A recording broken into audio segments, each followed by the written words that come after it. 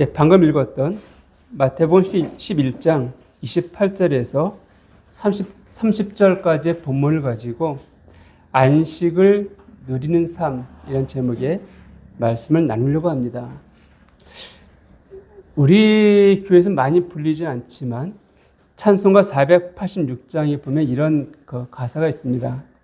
이 세상에 근심된 일이 많고 참 평안을 몰랐구나. 그리고 이전에는 2절에 보면 이 세상에 곤고한 일이 많고 참 쉬는 날 없었구나.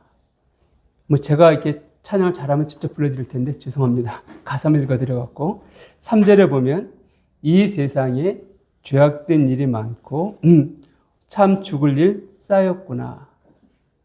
또 복음성가에도 이런 복음성가가 있습니다. 세상은 평화 원하지만 전쟁의 소문은 더 늘어간다. 이 모든 인간 고통, 두려움뿐 그 지겨움 끝없네. 여러분들 삶들은 어떠하십니까? 여러분들은 지금의 삶에 만족하십니까? 행복하십니까? 난 참 평안한 삶을 살고 있다. 그렇게 여기시나요? 예. 이처럼 나는 주 안에 있기 때문에 평안합니다. 이렇게 우리가 고백하기도 합니다. 그런데 시편 90편 10절에 보면 우리의 연수가 70이요 강건하면 80이라도 그 연수의 자랑은 수고와 슬픔뿐이요 속히 날아가나이다 라고 기록된 말씀을 보게 됩니다. 사실 영원이라는 시간에 비해서 우리의 인생은 참 짧습니다. 그러나 그 짧은 인생이지만 우리의 생애예요. 근데 그 생애에 대해서 다시 고백하기를 70, 80밖에 안 되는 그 인생이 있지만 그 인생은 수고와 슬픔뿐이다. 이 고백하는 것을 보게 됩니다. 우리가 생각하기에 다윗 같은 위대한 왕의 삶들이 얼마나 행복했을까? 성경을 보게 되면 정말 주님과 얼마나 친밀하게 동행하고 있고 정말 깊은 사귐을 갖고 있습니까? 그런 다윗조차도 참 주의 은혜를 경험하고 있지만 그런 인생 자체는 수고와 슬픔뿐이다. 고백하는 것을 보게 됩니다. 그러면 왜 인생은 이렇게 수고와 슬픔뿐일까요?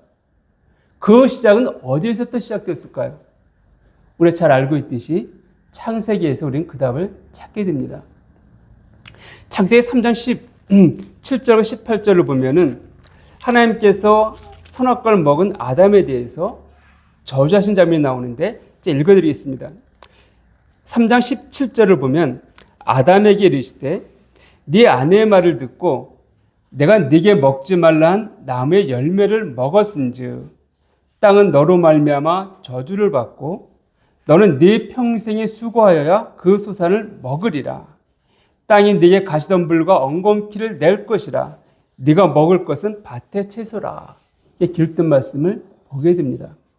다시 말씀드리면 아담의 그 범죄로 말미암아서 인간에게 수고, 땀을 흘려야지만이 그 대가를 얻게 되어지는 그 대가도 내가 애쓴 것에 비해서는 터무니없이 작은 그 얻게 되어졌다라고 성경은 말하고 있습니다. 근데 이것이 하나님께서 원하신 삶의 모습은 결코 아닙니다. 방금도 말씀드렸지만 이것이 아담의 범죄의 결과라고 말씀드렸는데 하나님께서 창조하셨던 그 창조의 세계, 창세기 2장을 보면 하나님께서 이렇게 말씀하십니다. 2장 3절을 보면 하나님이 그 일곱째 날, 2장 2절입니다. 하나님이 그가 하시던 일을 일곱째 날에 마치시니 그가 하던 모든 일을 그치시고 일곱째 날에 안식하셨다. 3절 하반절에도 하나님 그 창조하시며 만드시던 모든 일을 마치시고 그날에 안식하셨다. 이게 말씀하고 있습니다. 이 안식이라는 단어는 이제 다시 한번 살펴보겠지만 히브리어는 사바트라는 단어인데 말 그대로 일을 멈추다, 쉰다 이런 의미를 갖고 있습니다. 그런데 하나님께 만드신 그 모든 창조 세계 가운데에서 하나님 안식하셨다, 만족하셨다는 거예요. 그럼 그분이 지금 모든 것들이 마찬가지입니다. 그 모든 것들이 안식 가운데 만족함 가운데 거했지만 그럼 아담의 범죄로 말미암아 인간에게 저주가 들어왔습니다. 그리고 수고와 슬픔의 인생이 시작되었다는 것이에요. 그렇다면 특별히 우리 인간에게 있어서 안식이 필요한 영역이 어떤 영역들인가? 첫 번째는 죽음에 대한 부분입니다. 즉 죽음에 대한 것은 우리 믿는 자들은 이미 해결되었다라고 우리 믿습니다. 맞아요. 우린 죽음의 끝이 아니라 믿고 있고 우리 영생의 예비들이 있습니다. 우리 이 사실을 믿는 자들입니다. 그럼에도 불구하고 죽음에 이르는 그 과정 가운데에서 우리 과정을 생각할 때 우리 가운데 종종 평강을 누리지 못하고 안식이 깨어질 때가 있습니다. 뭐 예를 든다 한다면 여러분들 혹시 그 998834라는 숫자에 대해서 들어보신 분 계시죠? 아마 젊은 사람들은 모르겠지만 아마 좀 나이 드신 분들은 아마 아실 겁니다. 998834 99세까지 팔팔하게 살다가 3일 동안 앓고 4일째 된 날 죽는 것, 이것이 소원이다. 정말 그렇습니다. 정말 그렇게 정말 살아있을 때 건강히 살고 있다가 잠깐 아팠다가 죽는다고 한다면 너무 행복하겠죠. 그러나 인생은 그렇지만은 않습니다. 즉 한국인의 죽음의 많은 원인들은 뭐 질병이죠. 특히 암이 거의 3분의 1을 차지할 정도로 굉장히 많다라고 있는데 이런저런 질병 가운데 고난 가운데 있다가 죽음을 맞이하게 됩니다. 또 어떠한 분들은 예상치 않은 죽음을 맞이할 때가 있습니다. 사랑하는 자녀들, 가족들, 아내, 남편, 부모를 놔두고서 예상치 않게 죽음을 맞이하게 된다는 것이에요. 이런 걸 생각하게 될 때 우리 가운데 나는 죽어도 천국 간다 그러지만 믿지 않는 내 가족들, 내 식구들, 내 이웃 사람들 또 믿는다 하지만은 내가 이 가정을 책임지고 있었는데 내가 먼저 가게 되어지면 내 가족들은 누가 책임질 것인가? 이런 것에 대한 염려들이 또한 내가 혹시 죽음을 맞이할 때 많은 질병 가운데 올해 가족들에게 큰 어려움을 끼치지 않을까 하는 이런 염려들이 우리 마음 가운데 평안을 종종 깨트리게 되어집니다. 안식하지 못한다는 것이죠. 두 번째로는 삶의 필요 때문에 우리가 평안을 누리지 못하고 안식하지 못할 때가 있습니다.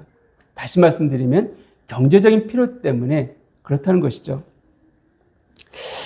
예수님 당시에도 이 빈부의 문제는 있었습니다. 차이는 있었어요. 근데 이것은 시대가 갈수록 더 커졌습니다. 지금 우리나라만 하더라도 이 빈부의 격차가, 이 문제가 심각합니다. 즉 제가 자라날 때만 하더라도, 또 청년 때만 하더라도 조금만 애쓰면 나도 좀 나은 삶을 살 수 있어. 나도 하이클래스의 삶을 살 수 있어. 이런 기대감을 갖고 열심히 애쓰고 수고했습니다. 근데 지금은 어떤 시대입니까? 금수저, 흙수저 나누는 시대입니다. 제 딸아이가 얼마 전에 그런 얘기를 하더라고요. 먼저 다니던 직장에서 정리해고를 당했습니다. 직원 3분의 1을 때 정리해고했습니다. 왜냐하면 투자 전문회사인데 부동산 쪽에 많이 투자를 하는 바람에 현금을 갖고 있지 못했습니다. 현금이 돌아야 되는데 현금이 딱 막혀버리니까 부동산을 급히 팔 수도 없고요. 팔리지도 않고 그러다 보니까 직원들을 감원할 수밖에 없는, 그래서 3분의 1 정도가 감원이 됐습니다. 근데 제 딸아이가 굉장히 이제 분개했던 부분 중 하나가 자기 과는 아니지만 옆에 과에 있는 어떤 여직원이 있는데 임신했다는 거예요.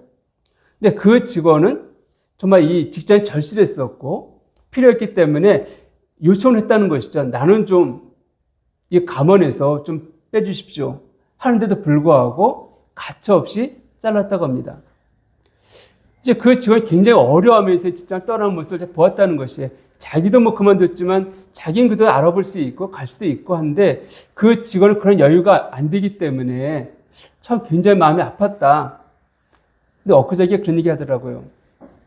또 다른 과에 남자 직원들도 잘렸는데 그 직원 잘리자마자 한 달 만에 회사를 설립했대요. 그리고 자기 위에 있던 가장 스카우트 갔다고 합니다. 왜? 아버지가 엄청난 재벌이거든요. 아버지가 재벌이다 보니까는 오늘 잘렸어? 그럼 내가 회사 차려줄게. 그래서 같은 회사를 차려줬다는 거예요. 그런 내용의 그 투자 회사를. 그리고는 이 직원이 자기가 직원을 있을 때 내 위에 과장이 일 잘하네? 그러니까 자기 밑으로 스카우트 갔다고 합니다. 그러면서 금수저기를 하는 것이죠. 누구는 정말 잘려도 당당히 나가는데 그 여직원은 정말 어렵게 이게 이 시대의 모습이기도 합니다. 그래서 우리는 정말 더 나은 삶을 살고자 애쓰다 보니까는 우리 가운데 쉼이 없는 거예요. 물론 요새 욜로족이란 말도 있고 소확행의 말도 있고 하지만은 그러나 그럼에도 불구하고 우리 가운데 더 나은 삶을 살기 위해서는 더 많은 삶을 투자해야 된다. 헌신해야 된다. 이러한 것들이 우리의 마음에 쉼을 갖지 못하게 하고 평안을 깨트리는 것입니다.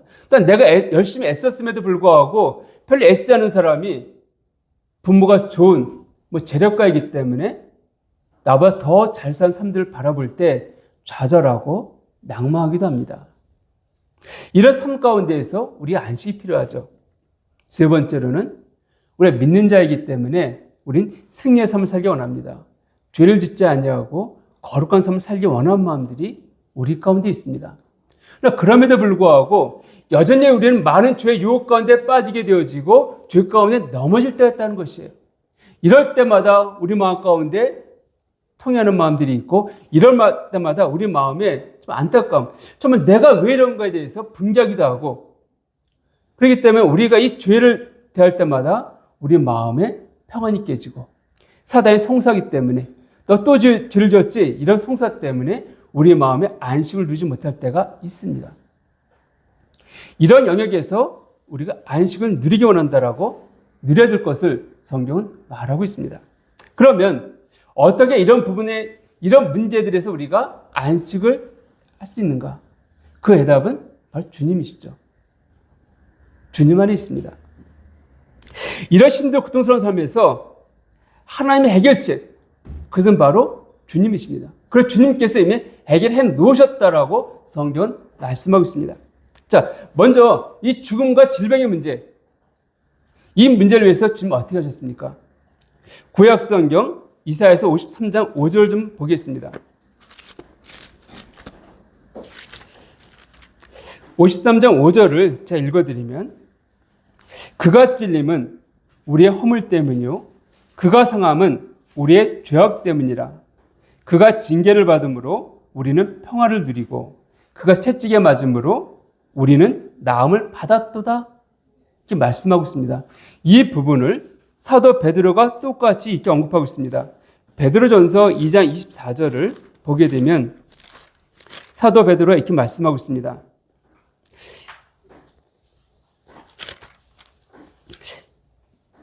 베드로전서 2장 24절입니다. 친히 나무에 달려 그 몸으로 우리 죄를 담당하셨으니 이는 우리로 죄에 대하여 죽고 의에 대하여 살게 하려 하심이라.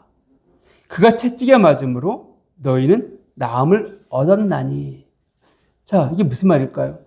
우리 주님께서 십자가의 달리심을 통하여서 우리 죄의 문제를 해결했다라고 성경 말하고 있습니다. 당연히 아멘이죠. 근데 덧붙인 말씀이 있습니다. 그가 채찍에 맞음으로 너희는 나음을 얻었다. 이사야 53장 5절에도 말씀하고 있죠. 그가 채찍에 맞음으로 우리는 나음을 받았도다. 예수님께서 단순히 우리의 죄의 문제만을 해결하기 위해서 십자가에 달리셨다고 한다면은 십자가의 달리심을 통해 끝났어요. 해결되어졌습니다. 근데 그것만이 아니라 왜 예수님께서 죄가 없으심에도 불구하고 로마 병정들의 병정에 의해서 채찍에 맞으셨는가? 왜 육체의 고통을 당하셨는가? 그래서 우리의 질고를 담당하기 위함이다. 우리의 질병, 우리의 고난을 담당하기 위해서 그렇게 채찍에 맞았다 말씀하고 있고 그 채찍에 맞음을 통하여서 너희는 나음을 입었다라고 말씀하고 있습니다. 이 질병, 이 고난이 왜 이 땅에 들어왔습니까? 죄의 결과입니다. 근데 하나님께서는 구약에서는 여호와 라파라고 말씀하십니다. 나는 병을 치료하는 하나님. 그 하나님께서 이제 친육체의 고난을 통하여서 우리의 질고를 담당하셨다라고 성경은 말씀하고 있습니다. 내가 나음을 입었다라는 것이에요. 이 부분을 좀 더 살펴보면 마태복음 11장 35절 이하에 침례 요한이 사역하다가 그의 제자들 이렇게 말합니다. 11장 2절 보면은 2절 이하에 보면 요한이 옥에서 그리스도께서 하신 일을 듣고 제자들을 보내어 예수께 여짜오되 오실 그이가 당신 이오니이까 우리가 다른 일을 기다려오리이까? 이게 물어보게 합니다. 그 예수 답변이 무엇인가 하면은 마태복음 11장 4절에 예수께서 대답하여 이르시되 너희가 가서 듣고 보는 것을 요한에게 알리되 맹인이 보며 못 걷는 사람이 걸으며 나병 환자가 깨끗함을 받으며 못 듣는 자가 들으며 죽은 자가 살아나며 가난한 자에게 복음이 전파된다라. 자, 어떤 말씀 전하고 있습니까? 맹인이 본다는 거예요. 우리 지난주에 왔던 형제님 시각장애인인데 맹인이 본다고 말씀하고 있습니다. 그리고 나병 환자가 깨끗함을 받고 귀머리가 듣게 된다는 거예요. 앉은 배 일어선다라고 성경 말씀하고 있습니다. 이것이 그 증거다라고 말씀하고 있습니다. 예수님께서 메시아인 증거. 그 예수님께서 더 나아가 우리의 질병, 우리의 질고를 위해서 채찍에 맞았다라고 성경은 말씀하고 있습니다. 또한 우리 생명의 주관자가 누구이십니까? 마태복음 10장 38절 이하에서 또 주님 말씀하시기를 이렇게 말씀하십니다. 마태복음 10장 죄송합니다. 마태복음 10장 28절 이하에 보게 되면 몸은 죽여도 영혼은 능히 죽이지 못한 자들을 두려워하지 말고 오직 몸과 영혼을 능히 죽게 멸할 수 있는 이를 두려워하라. 우리의 생명을 멸할 수 있는 분, 그걸 두려워하라 말씀하고 있죠. 그걸 말씀하십니다. 참새 2마리가 한 아싸리 운에 팔리지 않느냐. 그러나 너희 아버지께서 허락하지 아니하시면 그 하나도 땅에 떨어지지 아니하리라. 너희에게는 머리털까지 다 세신 바 되었나니 두려워하지 말라. 너희는 많은 참새보다 귀하니라. 우리가 보기에 정말 별 볼 일 없는 참새 한 마리의 죽음까지도 하나님의 허락 없이는 되어지지 않는다라고 말씀하고 있습니다. 하물며 너희일까 보냐. 그 이름 없는 짐승까지 하나님께서 그 생명을 주관하시는데 하물며 하나님의 자녀된 우리의 생명을 그분께서 주관하신 것들이 마땅하지 않습니까? 그 무엇이 그 누구도 아버지 손에서 우리를 빼앗을 수 없다 말씀하고 있는데 우리의 생명을 누가 취할 수 있을까요? 신명기 30장 15절에서도 우리의 생명과 죽음을 주관하시는 분이 하나님이라고 성경 말씀하고 있습니다. 인간의 생사화복을 주관하시는 분. 그분이 누구라고요? 바로 우리 아버지이십니다. 그러니까 우리가 두려워할 것이 무엇이 있을까요? 그분께서 허락하심이 없으면 결코 우리의 생명은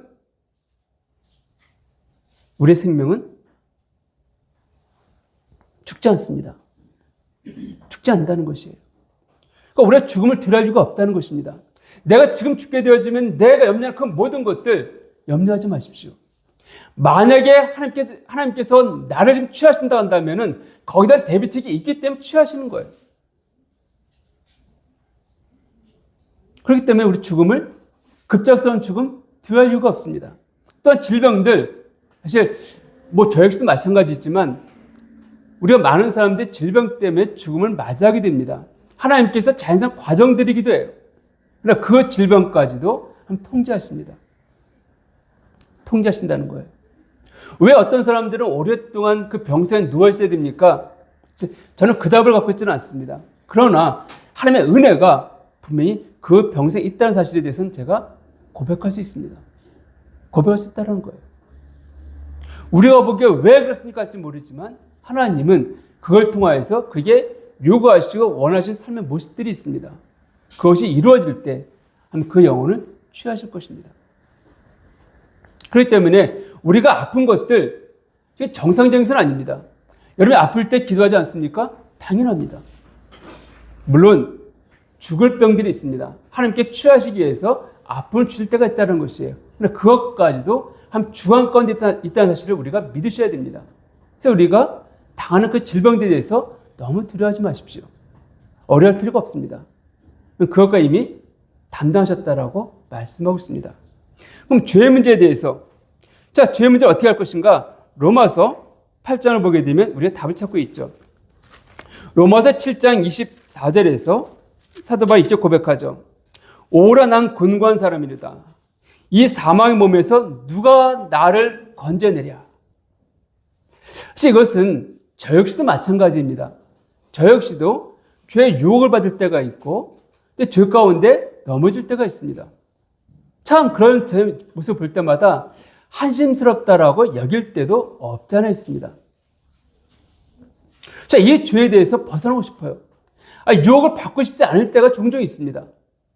참 제가 연약한 자이기 때문에 참 유혹받으면 쉽게 넘어지기도 합니다. 그러니까 아예 유혹받고 싶지 않을 때가 있어요. 그런 삶을 살고 싶을 때가 있습니다. 이 사도 바울처럼 오라난 곤관자로다. 누가 나를 이 사망의 몸에서 이 유혹으로부터 건져낼 것인가? 이런 부르짖을 때가 없잖아 있습니다. 그런데 8장 1절과 2절 보면 뭐라고 되어 있습니까?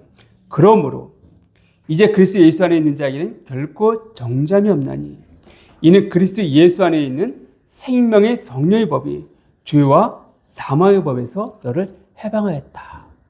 더 이상 죄가 널 정죄하지 못해. 네가 그냥 넘어진다 할지라도 그 죄가 널 중할 수 없으니까 담대 일어서 너는 자유인이야. 무엇으로부터? 죄로부터. 근데 잠깐 넘어질 수 있지만 그게 내 삶의 모습은 아니야. 내 위치가 내 신분이 거기 있는 게 아니야. 그건 내 참된 모습이 아니니까 풀을 털쳐봐 일어서. 네게 이미 자유가 주어졌고 네게 이미 의름이 주어졌고 네게 이미 거룩함이 주어졌기 때문에 죄책감에서 내가 헤매지 마. 빠지지 마. 라고 말씀하고 있습니다. 우리 이 사실을 알게 되어질 때 우리는 죄로부터 승리할 수가 있고 많은 경우 죄의 유혹이 왔을 때 그 자유함을 우리가 주장하며 행할 수가 있다는 것이 즉 승리의 삶을 누릴 수가 있습니다. 이렇게 주님께서 이미 해결책도 갖고 계십니다. 말씀하고 있어요. 근데 문제는 왜 그럼에도 불구하고 나는 여전히 내 안에 안식감이 없고 평안이 없는가? 저 주의 말씀이 아멘입니다. 다 준비된 거 알겠는데 왜 내 안에 여전히 이런 문제 때문에 갈등하고 있고 고민하고 있고 힘들어하고 있습니까? 그 부분인 것이죠. 오늘 그 부분을 본문을 통해서 찾으려고 합니다. 그 답을 찾으려고 합니다. 첫 번째는 마태복음 11장 28절 다시 한번 좀 보겠습니다. 자, 여기 보면 수고하고 무거운 짐진 자들아 어떻게 하라고요? 다 내게로 오라. 첫 번째 답은 여기 있습니다. 다 내게로 오라는 거예요. 내게로 와. 너 네 인생에서 평안이 없지? 힘들지? 내가 네 힘든 거 알아. 내가 네 수고하는 거 알아. 네 고난 알고 있어. 네 눈물 내가 알고 있어. 내가 닦아줄게. 내가 쉬게 할 테니까 내게로 와. 이게 말씀하고 있습니다. 근데 여러분 가운데 나는 이미 주님 안에 와 있는데요. 난 내 안에 주님이 계시고 있고 난 주님 안에 살고 있습니다. 내가 매 기도하고 있고 매 기도 가운데 주님 만나고 있고 그럼 내가 이렇게 주님께 왔는데 왜 내 안엔 여전히 안식이 없습니까? 왜 평안이 없습니까? 혹 이렇게 질문을 던지실 분이 계실지 모르겠습니다. 그런데 그렇다면 내게로 오라는 의미가 무엇인지 이해해야 됩니다. 알아야 된다는 것이에요. 내게로 와라. 왜 내게로 와라고 했을까요? 주님께 왔어요. 와서 그냥 얼굴만 뻔히 보고 있으면 답이 있을까요? 주님께 나온 이유가 있지 않습니까? 그 이유가 있잖아요. 하박국 3장 3절을 보면 두 사람이 뜻이 같지 않은데 어찌 동행하겠는가? 이렇게 말씀하고 있습니다. 두 사람의 마음이 맞지 않는데 어떻게 함께 걸을 수 있냐는 거예요. 다시 말씀드리면 두 사람의 마음이 맞지 않는데 어떻게 주님의 멍에를 메고 함께 할 수 있냐는 거예요. 그러니까 나오긴 나왔는데 아무것들이 없어요. 그냥 머리만 글적이고 있습니다. 이것이 나온 게 아니죠. 우리가 왜 나왔습니까? 내가 나온 그 이유에 대해서 정확하게 주님께 고백하는 것들이 필요하다는 것입니다. 이것이 바로 교제이고 이것이 바로 기도예요. 그래서 내 문제를 정확하게 주님께 알면 알수록 그 답도 쉽게 찾게 되어집니다. 다시 말씀드리면 내 마음에 그만큼 힘을 누리게 되어집니다. 우리가 비록 주님께 말하지 않는다 할지라도 어떤 사람의 어려움에 대해서 내가 다른 사람에게 그 내 마음의 어려움을 토로만 하더라도 이미 70% 정도는 그 마음에 답을 찾는다라고 심리학자들이 말하는 것을 그 책을 본 적이 있습니다. 그러니까 내 마음의 어려움들 토로만 하더라도 이미 해결되어진다는 거예요. 이미 그 안에 많은 문제들이 해결되어지고 쉼을 누릴 수 있다라고 말하고 있습니다. 하물며 그 대상이 우리 주님이란다면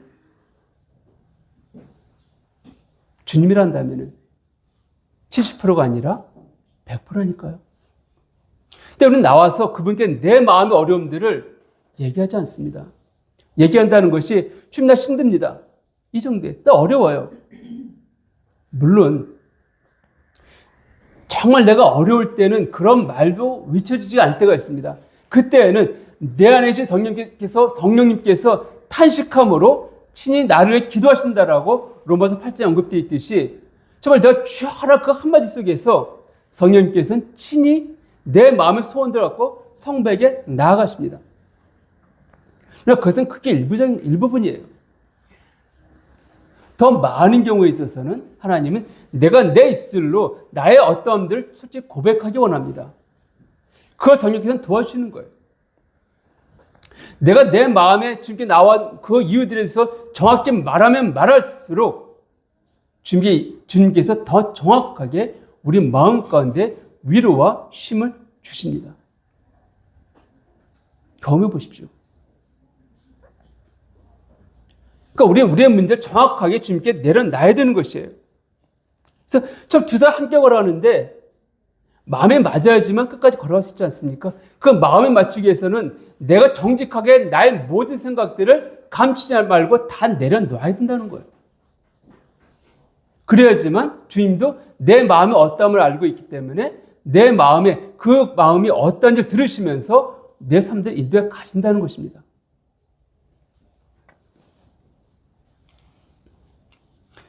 한나가 아이가 없었습니다. 너무나 마음이 힘들었어요. 그래서 성소에 나왔습니다. 기도했습니다. 어떻게 기도했습니까?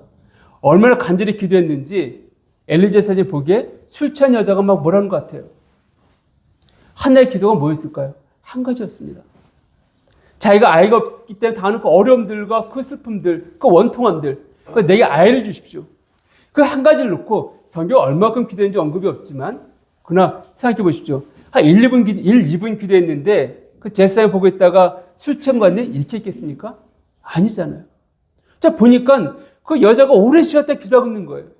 정말 간절히 기도하는데 외치고 있는데 그 내용은 잘 안 들리지만 저 여자가 저렇게 오랫동안 기도하는 거 보니까 술 먹고 술 주정하나? 이럴 정도로 기도했던 것을 성경이 말하고 있습니다. 그러니까 하나 자기 마음 모든 것들을 그 원통함들과 그 아픔들을 솔직하고 정직하게 고백한 것이에요. 이것이 바로 주님께 나온 것입니다. 우리는 주님께 나갈 때 내 문제 솔직히 내려놔야 할 것입니다. 자, 두 번째는 29절 보면은 나는 마음이 온유하고 겸손하니 나의 멍에를 메고 내게 배우라. 너무 놀랍지 않습니까? 너무 감사하지 않습니까? 저는 이 말씀 대할 때 참 많이 감동이 되어지고 감사했습니다. 왜냐하면은 내가 내 수고스러운 짐을 갖고 왔습니다. 내 멍에를 좀 갖고 왔어요. 주님께 내 멍에를 내려놨습니다. 주님, 나 이거 너무 힘듭니다. 너무 괴롭습니다. 너무 고통스럽습니다. 이 짐을 좀 져주십시오. 갖고 나왔어요. 주님 뭐라 말씀하고 계십니까? 나의 멍에, 나의 멍을 메라. 주님께 갖고 나왔을 때 그 멍에는 내 멍에가 아니라 주님의 멍에라고 말씀하는 것이에요. 그래 이제 그 멍에는 네 수고는 네게 아니라 내 문제가 되어졌다. 내 멍이야. 그러니까 이제 네 멍에가 아니라 내 멍에, 내 멍에를 메라고 말씀하는 것입니다. 좀 정확히 말하면 내 멍에를 함께 메자라고 말씀하는 것입니다. 얼마나 감사합니까?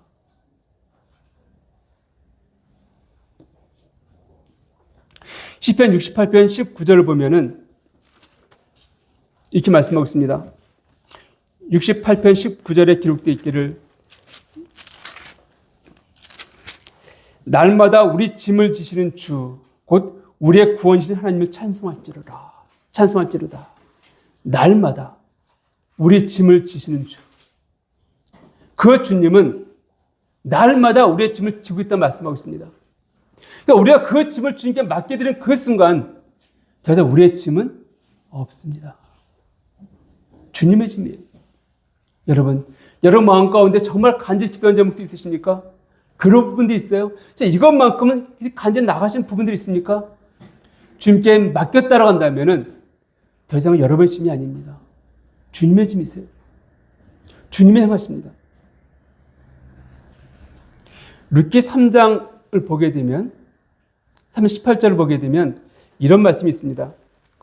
나오미가 룻에게 하는 장면인데 이 나오미가 룻에게 이제 보아스에 가서 어떻게 행할 것을 가르쳐 줬습니다.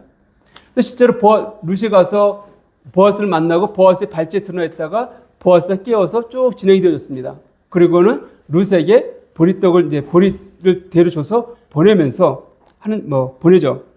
이제 그 장면들이 언급되어 있는데, 자, 3장 18절 보겠습니다. 이에 시어머니가 이르되 내 딸아 이 사건이 어떻게 될지 알기까지 앉아 있으라.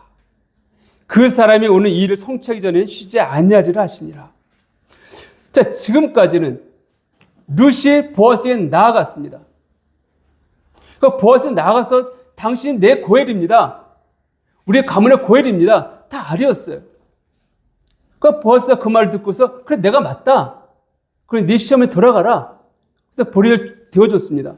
그거 와서 얘기하는 거예요. 근데 나오미 뭐라 말하고 있습니까? 너는 쉬어라 이제. 근데 누가 일한다고요? 보아스가 일할 것이다. 보아스가 일할 것이다. 네 무거운 짐을 갖고 내게 나왔다고 한다면은 너는 쉬고 있으라는 거예요. 누가 일한다고요? 내가 일하겠다 말씀하십니다. 누가요? 주님께서 이제 네 멍에가 아니라 이게 내 멍에이기 때문에 내 짐이기 때문에 내가 일하겠다라고 말씀하고 있는 것입니다. 그렇게 말씀하고 있는 거예요. 여러분 얼마나 감사합니까?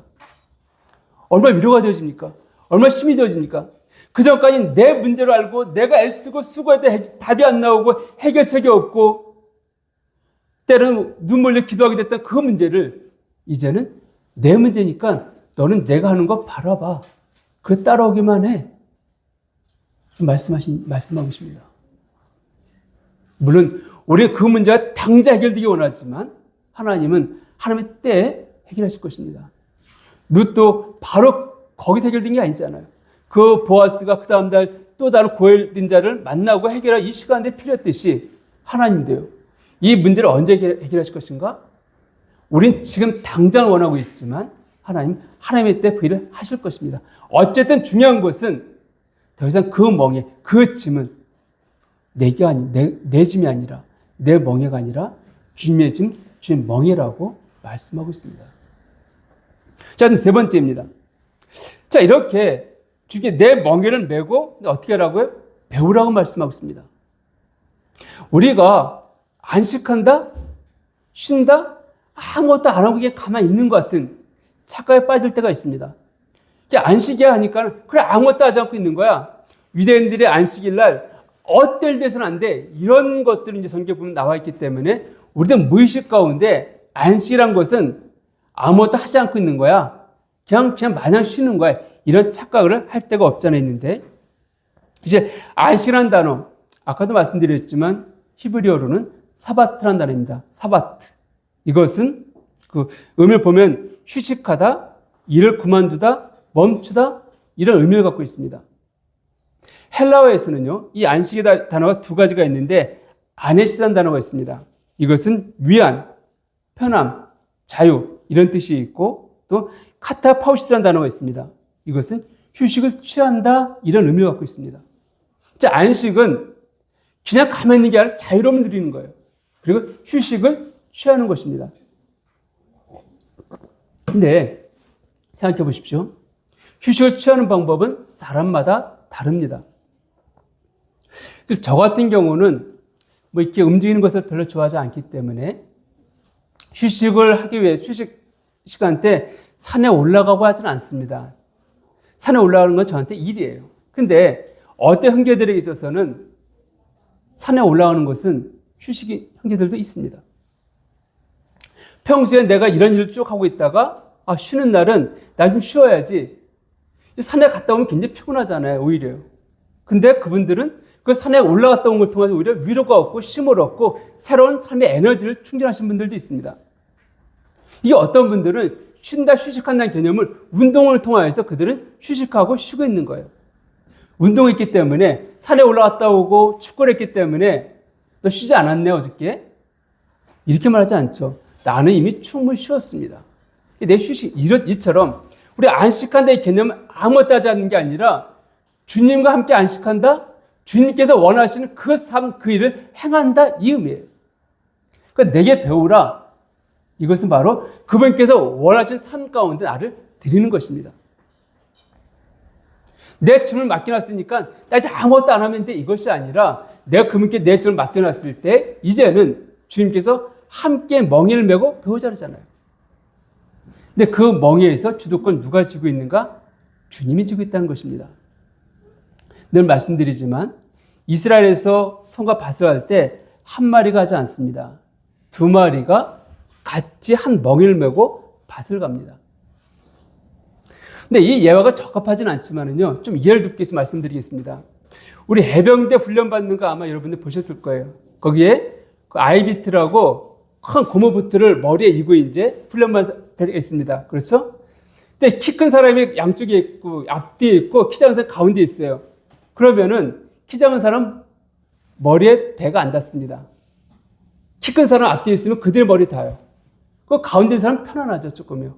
앞뒤 사람들보다는. 멍에 있어서 큰 힘센소가 있고 좀 약한 소가 있습니다. 근데 이 힘센소가 힘을 더 많이 쓰겠죠. 바로 이 멍에서 주님이 그 역할을 하신다는 거예요. 단지 우리는 그 힘센 소 대신 주님께서 이끄시는 대로 같이 동행 따라가면 되어지는 것이에요.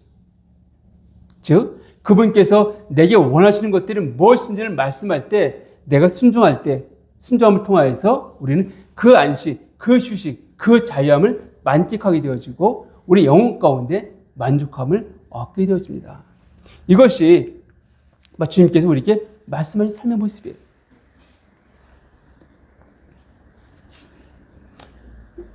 결론적으로 우리가 안식할 수 있는 이유, 정말 처음 서두에 말씀드렸듯이 이 세상은 너무 혼란스럽습니다. 정말 아직까지 러시아와 우크라이나 전쟁은 끝나지 않고 있습니다. 얼마나 많은 사람들이 죽어가는지 또 지금 죽음 가운데 있습니다. 또한 미국이라는 나라의 대통령이 바뀌면서 예상했던 거지만 세계는 너무 혼란스럽게 바뀌고 있습니다. 적과 아군이 이제 막 뒤섞이고 있어요. 그러니까 각 나라는 군비를 늘리고 있습니다. 그러니까 성경에 보게 되면 마지막 때의 모습들이 실현되고 있는 것이에요. 굳이 우리가 눈을 들려 바깥을 보지 않아도 우리 나라를 보아도 굉장히 혼란스럽고 어렵습니다. 참 마음에 힘을 갖지 못해요. 뉴스를 보게 되어지면 탄식과 안타까움과 한숨밖에 나오지 않는 그런 시대에 우리가 살고 있습니다. 근데 이런 시대에 우리가 어떻게 안식할 수 있는가? 여러분들 가운데 운동을 좋아하시는 분들이 계시는데 저도 운동을 참 좋아합니다. 근데 하는 것보다는 보는 걸 좀 좋아하는데 그래도 그 경기 전체를 보는 것은 좀 그렇습니다. 저는 하이라이트를 볼 때가 종종 있습니다. 그래서 결과를 알고 나서 하이라이트. 이게 보다 보니까 축구 같은 경우 보면 몇 대 몇으로 이겼다 하면은 누가 놓고 이게 되어지니까 그 시간들 어떻게 놓는지 이런 거 보면서 즐거움 만끽하게 할 때가 있습니다. 야구도 비슷해요. 그런데요. 우리가 어떻게 안식할 수 있는가 이거 말씀드렸죠. 이것은요. 하나님께서 우리의 삶 가운데 이미 일하셨습니다. 승리하셨어요. 모든 것들을 완벽하게 이루어 놓으셨습니다. 마치 욥이 처음에 고난을 당했지만 우리 욥의 결과를 알고 있죠. 이처럼 우리는 그 결과를 알고 있습니다. 그런데요. 이 경력 다시 한번 말씀드릴게요. 우리의 삶은 하이라이트를 보는 삶이 아닙니다. 이겼다는 소식은 들었어요. 이겼대. 우리나라 국가대표가 어느 팀과 축구했는데 이겼대. 근데 몇 대 몇을 이긴지 듣지 못했습니다. 그러면서 재방송을 보고 있는 거예요. 이제 들어갔나? 저때 들어갔나? 또 골을 지고 있어요. 보니까는 지고 있는데? 결과를 알고 있잖아요. 지금 상황은 분명히 지고 있어요. 1대0, 2대0 지고 있지만은 결과는 이겼대. 알고 있기 때문에 언젠가 역전하겠구나. 이런 기대감을 갖고 보지 않습니까? 특히 야구 같은 경우에 있어서는 투아웃, V말 투아웃이란 말이 종종 나오는데 축구는 시간이 있으니까 뭐 1분 남아두고서 3대0, 5대0 하게 지면은 역전시킬 기회가 없죠. 근데 야구는요, 10대0, 20대0을 지고 있다가도 그리고 9회 말 3명이 죽으면 3아웃 되어지면 끝납니다.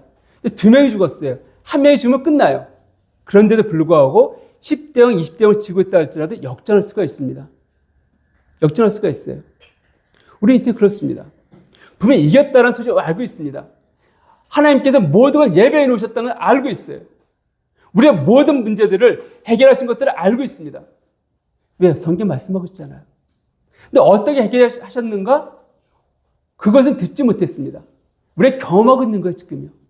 이미 결과가 끝나 있음에도 불구하고 우리 지금 경험하면서 살아가고 있습니다. 그러다 보니까 우리 가운데 업다운이 있어요. 지금 충만할 때는 이렇게 내 삶이 이렇게 풍성하게 좀 인도하심이 있나 보구나 하다가 때로는 너무 골짜기 같은데 걸어갈 때가 있습니다.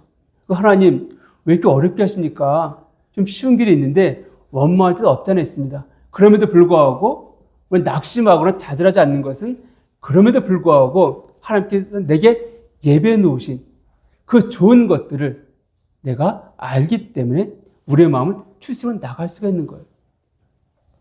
아까 제가 예배 때 잠깐 언급했던 어떤 형제, 정말 그 경매를 받기 위해서 작년 말부터 준비했습니다. 알아보고 준비했던 거예요. 그래서 구정 지나고 나서 경매 갖고 낙찰 받았어요. 은행에 대출까지 받았어요. 근데 그 일주일 있다가 취소했던 말이 왔어요. 이 형제가 그 법원에 가서 왜 취소인지 이유를 좀 들어보면서 자기들이 잘못했습니다. 근데 누금도 잘못한 거 인정하는데 책임지는 사람이 없다라는 거예요. 이 형제 했단 말, 그 앞에 이렇게 말했다고 합니다. 왜 사람들이 자살하는지 내가 알겠다. 왜요? 은행에서 대출 받은 게 있거든요. 이걸 좀 얻기 위해서요. 근데 이걸 지금 사지 못하면은 굉장히 큰 이게 문제가 되어집니다. 대출을 그냥 갚게 되어지면은 중도 상한 금액을 내가 물어내야 되거든요. 이게 굉장히 큰 금액이에요. 건물 샀기 때문에. 능력이 안 되어져요. 또 다음에 대출 받으려면 안 되어집니다.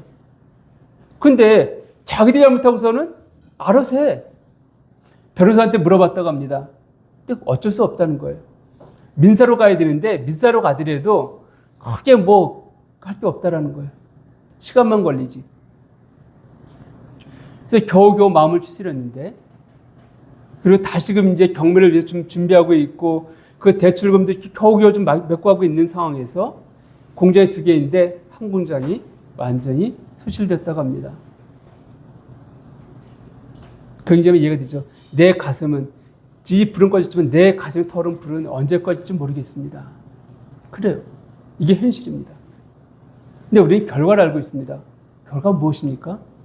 하나님 그 형제를 어렵게 하려고 하셨나요? 아니에요. 우리가 믿는 하나님, 우리가 아버지로 고백하는 하나님은 내 가장 좋은 것을 주신다는 말씀하셨습니다. 아들과 함께 모든 것을 우리에게 은사로 선물 주지 않았겠느냐고 좀 말씀하고 있어요. 다 주셨다는 거예요. 그러니까 당장은 어려워 보이고 당장 답이 없어 보이지만 그건 하나님 말씀하십니다. 내가 더 좋은 것을 예배해놨다. 더 좋은 것을. 언제일지 모르지만 예배해놓고 있다는 거예요. 지금은 그런 과정 가운데 잠깐 네가 어려운 건 처한 것이야. 어제 통화를 했는데 형제가 마음이 좀 안정됐습니다. 이런 고백을 하면서 참 감사했습니다. 그렇습니다. 우리가 인생 가운데 여러분들이 지금 나는 골짜기 가운데 있습니다. 난 정말 소망이 없는 것 가운데 있습니다. 이런 삶을 고백하는 분이 계실지도 모르겠습니다. 그런데 우리 결과를 알고 있지 않습니까? 하나님 우리의 주신 생각은 생명의 평안이라고 말씀하셨습니다. 왜 준비된 거예요? 그 결과를 알고 있다면은 지금 내가 이 야구에서 게임에 지고 있는 것 같아도 지금 5대0, 10대, 20대 지고 있는 것 같아도 하나님께서 역전시킬 것이다. 역전시킬 것이다. 그것이 언제인지. 뭐 5위 말, 6위 말, 7위 말 여러분 인생이 어느 경기 몇 회인지 모르겠지만 그리고 분명한 것은 언제인지 어느 회가 될지 모르겠지만 하나님께 내 역전시킬 것이다. 성경은 그것을 우리에게 약속하고 있습니다. 그 약속이 있기 때문에 우리가 눈에 보이는 것에 마음을 빼앗기지 아니하고 우리 마음에 쉼을 누리고 우리가 좀 찬양하면서 믿음의 삶들을 포기하지 않고 걸어갈 수가 있는 것입니다.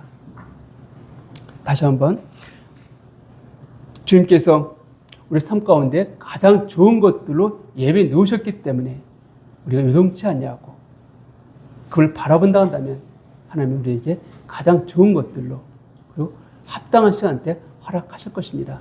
그분이 우리가 믿는 하나님이고 그분이 바로 우리가 고백하는 아버지를 고백하는 그 하나님이십니다.